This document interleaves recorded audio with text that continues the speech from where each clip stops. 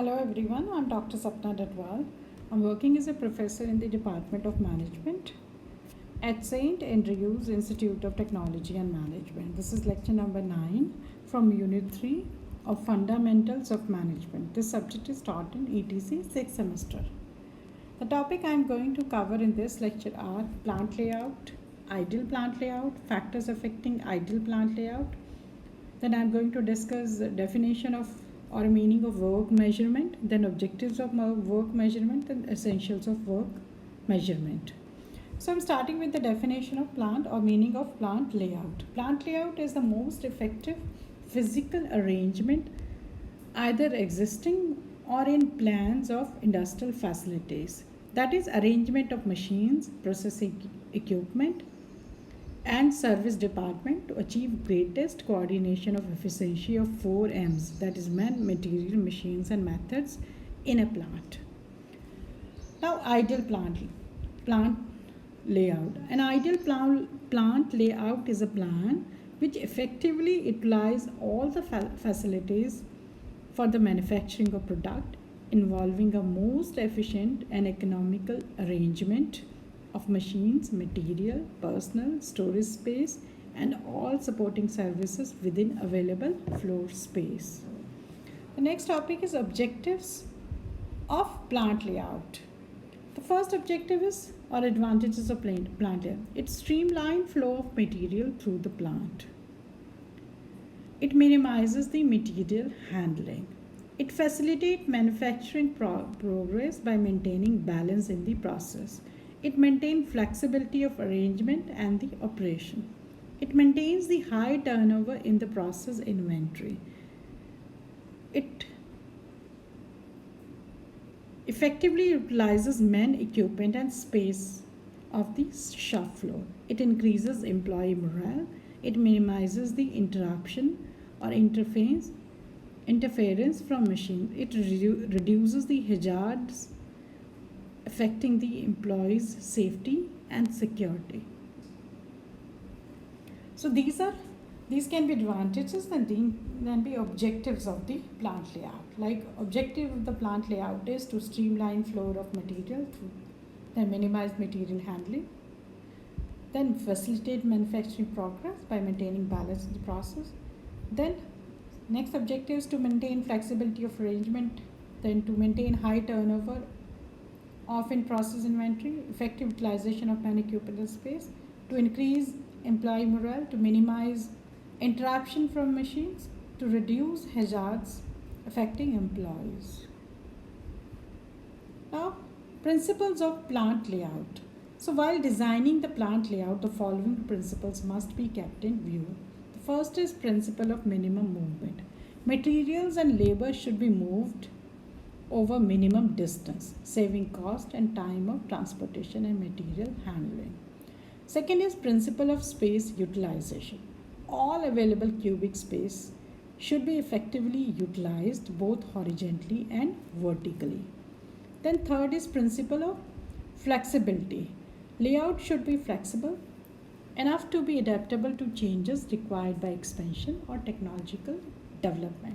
The next principle is principle of interdependence. Interdependence operations and processes should be located in close proximity to each other, so to minimize product travel. Next principle is principle of overall integration. All the plant facilities and services should be fully integrated into single operating unit so that cost can be minimized. Then is principle of safety. There should be inbuilt provision in the design of layout to provide for comfort and safety of workers. Then comes principle of smooth flow.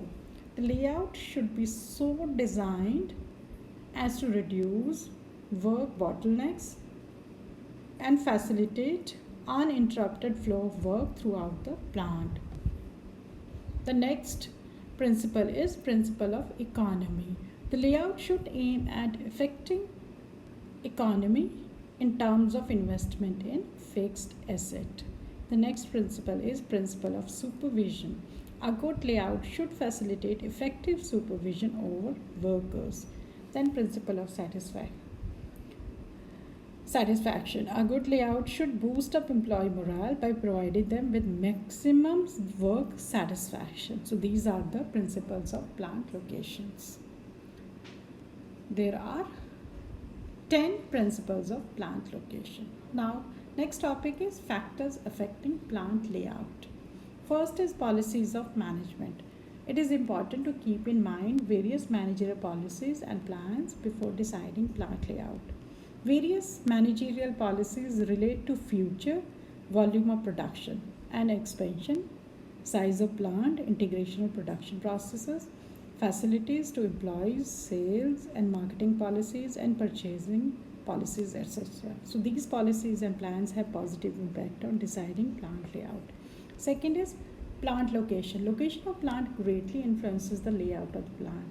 Topography, shape, climatic conditions, size of the site selected will influence the general arrangement of layout and flow of work in and out of the building. The third is nature of the product. Nature of the commodity or article to be produced greatly affect the nature of the type of layout to be adopted. In case of process industries where the production is carried out in sequence, production layout is suitable. For example, soap manufacturing, sugar producing units, and will apply product type of layout. On the other hand, in case of intermittent or assembly industries, process type of layout best suited. For example, in case of industries, manufacturing cycles, typewriters, sewing machines and refrigerator, etc., process layout method is best suited. Then comes volume of production. Plant layout is generally determined by taking into consideration the quantum of production is to be produced in that particular plant. Then the next is availability of floor space. Availability of floor space can be other decisive factor in adopting a particular mode of layout. If there is scarcity of space, product layout may be undertaken. On the other hand, more space may be lead to adoption of process layout. Then comes nature of manufacturing process. The type of manufacturing process undertaken by business enterprise will greatly affect the type of layout to be undertaken. Then comes repairs and maintenance of equipment and machines. The plant layout should be designed in such a manner as to take proper care with regard to repairs and maintenance of different types of machines and equipments which are being used in the industry. The machine should not be installed so closely that it may create the problem of their maintenance and repairs. It has been rightly said that not only should access to parts for regular maintenance such as oiling be considered in layout, but also access to machine part and components when replacement and repair are fairly common. The next topic is work measurement. Work measurement is concerned with the determination of amount of time required to perform a unit of work. Work measurement is very important for promoting productivity of an organization. It enables management to compare alternate methods and also to do initial staffing. Work measurement provides basis for proper planning. Since it is concerned with measurement of time, it is also called as time study. The exact examination of time is very essential for correct pricing. To find the correct manufacturing time for a product, time study is performed. To give competitive quotation, estimation of accurate labor cost is very essential. It becomes a basis of wage and salary administration and devising incentive schemes. Work measurement has been defined by British Standard Institution as the application of technique designed to establish the time for a qualified worker to carry out a specified job at a defined level of performance. This time is called standard or allowed time. Time study may also be defined as the art of observing and recording the time required to do each detailed element of an industrial operation. Now, the next topic is objectives of work measurement. To compare the times of performance by alternative methods, This is the first objective of work measurement. Second is to enable realistic schedule of work to be prepared. Then to arrive at a realistic and fair incentive schemes. Then is to analyze the activities for doing job with the view to reduce or eliminate unnecessary jobs. Then to minimize human efforts. Then to assist in organization of labor by daily comparing the actual time with that of target time. So these are the objectives of work measurement. Now the next topic is essentials of work measurement. Besides the competence and personnels doing work measurement must ensure that congenial environment within the organization where work improvement programs are being launched. The persons conducting work measurement must possess common sense, imagination, patience, enthusiasm, tact, and above all, a pleasing personality. Now, the essentials of work measurement are: first is cordial relationship. Work study team must establish cordial and equitable relations with the persons working in the organization being investigated. This would generate harmonious relationship advantages to both the sides. The study team should constantly endeavor to dispel the impression that they would devise anti-staff policies and measures. There should be mutual trust, sincerity, devotion, loyalty, and open attitude. Second is inbuilt reliability, consistency, and uniformity. The work study team should not suggest superficial suggestions but ensure that the standards meet the criteria of reliability, consistency, and uniformity. The organization must provide the coercive measures in case of deviation so that the system can operate well. Then, incentive opportunity. The must ensure provision of incentive to those who can ensure more efficiencies and productivity as compared to the standard frames. Then participative management. Before enforcing the new standards, we must ensure their acceptance by all the employees in the organization through participative management or management by objective.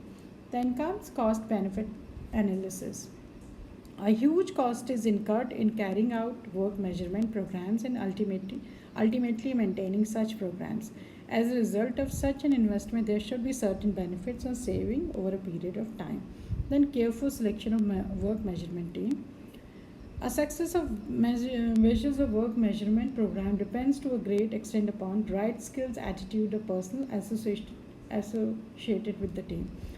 So, measurement is a practical job and it requires a competent and experienced person. So these are essentials of work measurement. First, it should enhance cordial relationship. It should inbuilt reliability, consistency, uniformity in the organization. It must enhance incentive opportunity to the people. It must encourage participative management in the organization. It must be beneficial to the organization as compared to the cost incurred on the work measurement. Then selection of the work measurement should be done very carefully, and the people who are selected for the team for measuring work should be competent enough and should have experience in the particular field. Now these are the questions which are related to the above topics. If any query is there, please do contact me. Thank you so much.